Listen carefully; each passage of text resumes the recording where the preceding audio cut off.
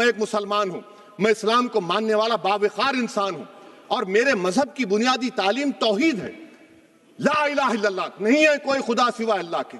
और कुरान में अल्लाह क्या बोल रहा, इय्याका नाबुदु इय्याका नस्तईन, तुम मेरी इबादत करो, मुझे मानो। मुझे कहां से मिल रहा? आर्टिकल 25 से मिल रहा है। मुझे कहां से मिल रहा है? Liberty of thought, expression, belief, faith and worship से मिल रहा है। तो इसको जोड़ना ये बहुत ही खतरनाक होगा। असादुद्दीन ओबीसी जी। मोहतरमा, बहुत बहुत शुक्रिया आपका कि आपने एक अहम मौजू पर मुझे बोलने का मौका इनायत फरमाया।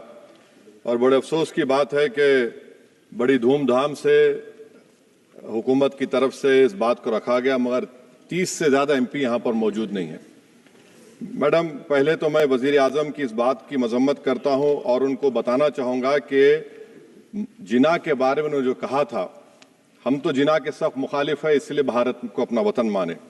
मगर 42 में आपके प्यारे वीर और जिना की पार्टी ने नॉर्थ वेस्ट फ्रंटियर, सिंध और बंगाल में मिलकर हुकूमत चलाई और उस हुकूमत ने 1.5 लाख हिंदू और मुसलमानों को अंग्रेजों की फौज में शामिल कराया ताकि वो लड़े। तो किसी शायर ने अच्छा कहा था वजीर आजम के बारे में कि फरेब देकर जमाने को पारसा ना बनिए, इन्हें कहो कि वो बंदा बने खुदा ना बने, अमीर शहर यही चाहता या हजरत कि हमारी चीख गले में रहे सदा ना बने।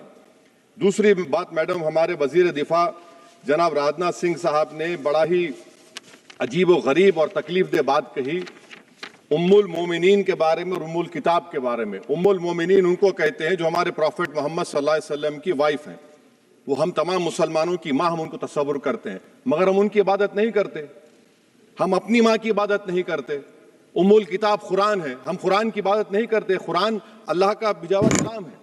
तो उसके बारे में भी शायर ने अच्छा कहा कि खबर नहीं जिन्हें अपने दीन व मजहब की, हमें वो दीन का मतलब सिखाने निकले हैं। अहम बात यह है कि मैडम, हमारे मुल्क का आइन का इस लफ्ज से आगाज होता है, वी द पीपल। इसका आगाज भारत माता के नाम से नहीं होता है। हमारे संविधान का जो प्रियम्बल है वो क्या कहता है? Liberty of thought, expression, belief, faith and worship. अगर दस्तूर का ये पहला सफा ये बात करता है तो फिर कैसे किसी शहरी को किसी खुदा, देवी, देवता की इबादत करने पर या सजदा करने पर मजबूर किया जा सकता है? आप ही की पार्टी से आज की जो बातें हुई है इसी कब हो रही हैं।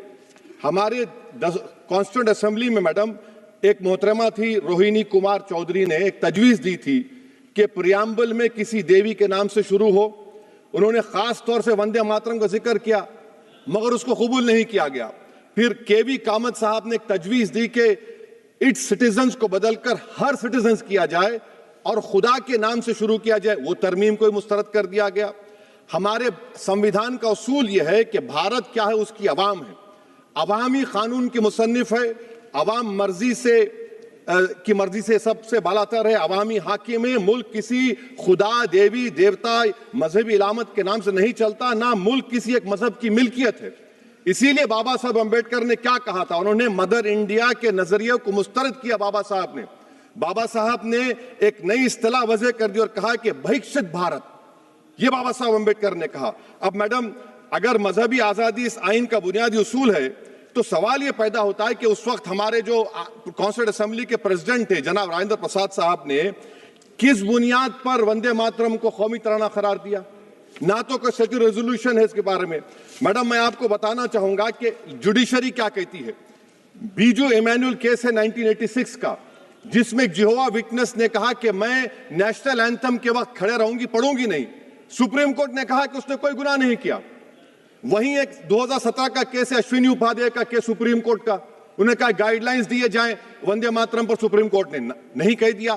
फिर आप आ जाइए madam, prevention of insult act national 1971, इसमें नेशनल सॉन्ग नहीं है, सिर्फ नेशनल एम्बलम और आपका नेशनल एंथम है।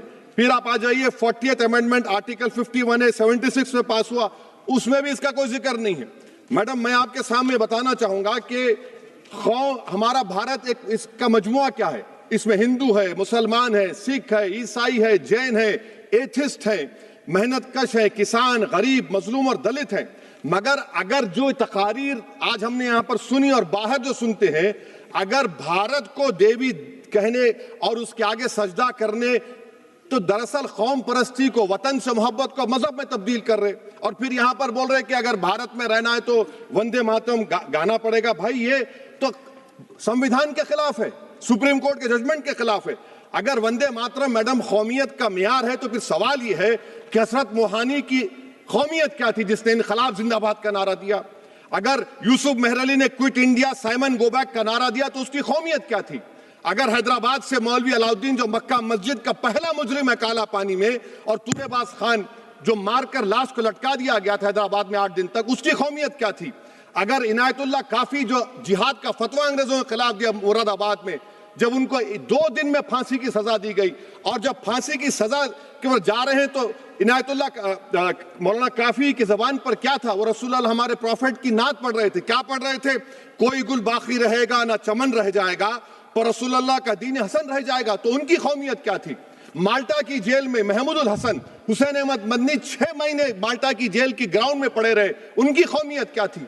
अल्लामा फजल खैराबादी का वो सेल काला पानी का पुकार कर इनसे पूछ रहा है, जो वहीं पर मर गए, खबर वहां पर है, बताओ मेरी कौमियत क्या थी? मैडम मैं एक मुसलमान हूं, मैं इस्लाम को मानने वाला बावकार इंसान हूं, और मेरे मजहब की बुनियादी तालीम तौहीद है, ला इलाहा इल्लल्लाह, नहीं है कोई खुदा सिवा अल्लाह के। और कुरान में अल्लाह क्या बोल रहा? इय्याका नाबुदु इय्याका नस्तईन, तुम मेरी इबादत करो, मुझे मानो। मुझे कहां से मिल रहा? आर्टिकल 25 से मिल रहा है। मुझे कहां से मिल रहा है? Liberty of thought, expression, belief, faith and worship से मिल रहा है। तो इसको जोड़ना ये बहुत ही खतरनाक होगा। और हमारे प्रॉफेट मोहम्मद सल्लल्लाहु अलैहि वसल्लम जब मदीने को गए तो उन्होंने उस वतन के लिए दुआ की, कहा कि अल्लाह मदीने की मोहब्बत हमारे दिलों में और इजाफा कर दे, मक्के से ज्यादा कर दे।